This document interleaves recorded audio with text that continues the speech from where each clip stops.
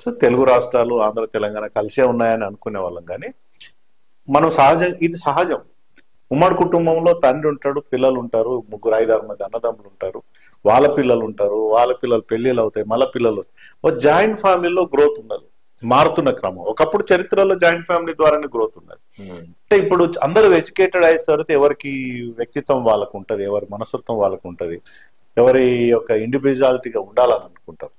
ఉమ్మడి కుటుంబంలో ఎట్లయితే విడిపోతే ప్రయోజనాలు ఉంటాయో, రాష్ట్ర ప్రయోజనాలను కూడా మేము అట్లా స్టడీ చేసినాం. నాకు చాలా మంది ఆంధ్ర మిత్రులు ఉంటారు, జనార్దన్ మీకు జల్లని కాదు, మేము రాష్ట్ర విభజన ఎందుకు జరగాలన్నటువంటి ఒక ఒక ఒక ప్రధానమైన అంశాలని చర్చకు పెట్టినాం.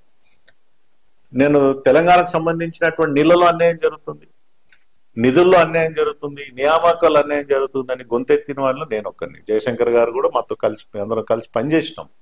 నేను ఎత్తుకున్న నియామకాలు